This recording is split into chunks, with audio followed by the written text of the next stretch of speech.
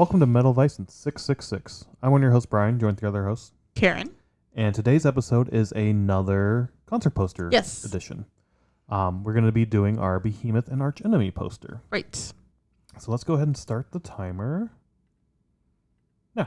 So this was a co-headlining show, I believe, Behemoth and Arch Enemy. Yes. 2022, we saw them at the Vic. I think that was our first Vic show. No, Disturbed was. Disturbed was. Yeah, this was our first. Yeah. We got this poster through the VIP package. Yes, yeah. And you got that because you wanted the poster. Exactly. It was like a $50 upgrade or something. You got a poster, like dog tags, a bag, a couple other shit things. I don't know. Whatever. I didn't Things.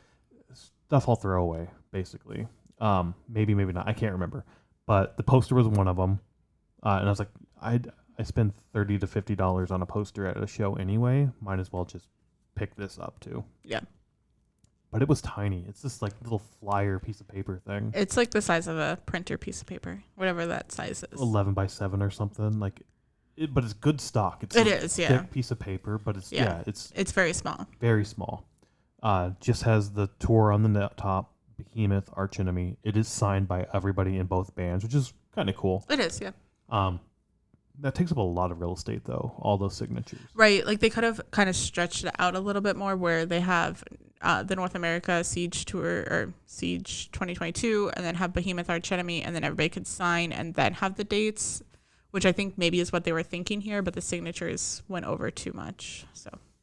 Yeah, and it's got this, like, blue, wavy, sort of oceany look to it, cloudy look to it. Yeah, I was going to say a stormy night in the ocean. Yeah, I kind of like it. It's very subtle, very kind of cool. It definitely fits the vibe of Behemoth for sure. Yeah. But I also would have liked more imagery, like Behemoth's particular imagery that they do. Like they're a death metal band, so like the shirt I think I got that night was the Statue of Liberty with like ghost paint on, which would have been really cool. So I mean, it's fine imagery for a poster, but I would have liked something a little more robust. Satanic. Oh, I say robust, you say satanic.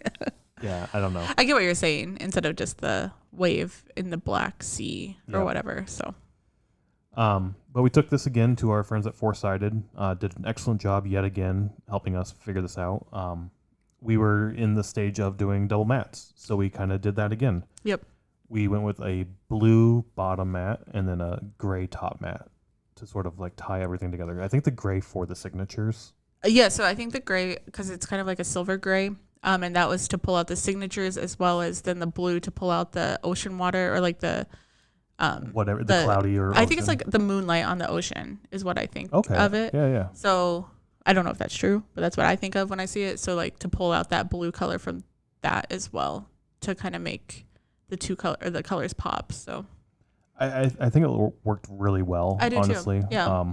I love the blue and the gray together. That's a good color combination. Like the mat itself is awesome, and they're both like textured mats too. They are, yes, yeah. So like we've always played around with textured mats a little bit more.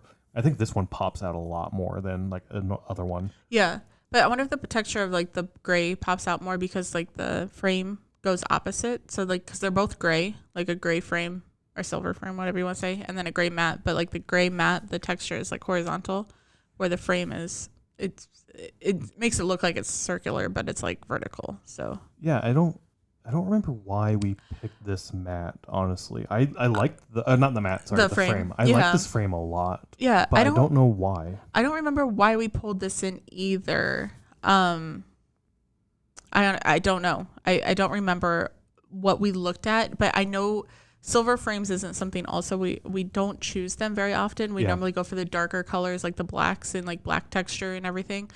So I don't know. Yeah. Unless this silver was for the silver marker as well, to bring that in.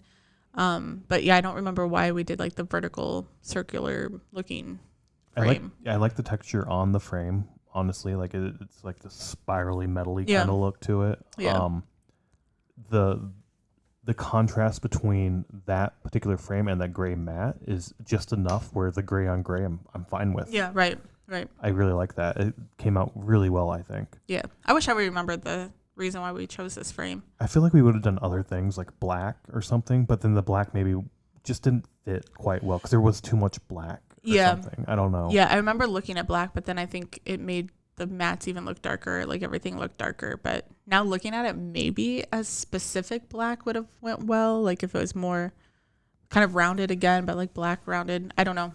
Yeah, and it's all very, very simple, honestly. Like the gray, the blue matte, the mattes and the frame are all just sort of like kind of simple, even though there's texture to it and there's not texture to it, which I guess does tie into the poster a little bit, where the poster itself is very simple. Yeah. But also there's that texture and that waviness to it. So it's simple but not simple. I don't know.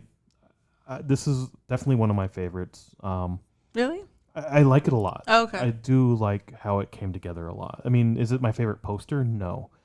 How it all came together with the frame and the mattes? Yes. Then you like that. I see. I really like that. I see. Yeah. I like playing around with the textured mattes. You get a lot of cool uniqueness there. I wish it was bigger too. I know you mentioned that already, but I mean, it is good for our framing budget to have smaller posters every once in a while, but I think it would have been better to have it kind of spread out a little bit more, because like on this particular one, you can't see like 3 of the cities because of the signatures. There are a number of cities that kind of like get cut off because of the signatures. Arch enemy. I mean, you can still see them. And you can make it out like it's Portland, Vancouver, and then something Seattle, Washington. Yeah. So yeah, you could see them. It's just where they signed over it. So at least Chicago's not covered. That's true. Chicago is not covered, which is kind of cool. But this is another one where they didn't put dates on it. No, did not date. This was pre-COVID though. Was it?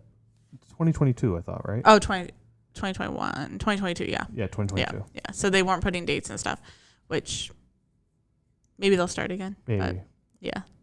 I don't know. It came together really well, I think. I'm happy with how this turned out. I mean, always we just take our things to Foursided with no idea what we want. Yeah. And it's like, help us. What do you guys think we should do? Yeah, use your eye to frame it for us, basically. Yeah. And we're at time. It's always a good experience to go there, like we were saying, and just like, it's come down to like, we go in with no idea. Like, no, every time we come in with an idea, you guys have a better one. Yeah, yeah. We used to think about what we wanted to do, and now we're just like, which ones are we getting framed? Okay. And the whole experience of just like working with them, and they like look at it, they pull 14 different things out, they throw it all on there, and we're like, oh, we like this. What if we could do this, but change up this? Yep. Like, that's awesome. And we all work together, so it's so much fun. Anyways, thanks for listening. That's it. Bye.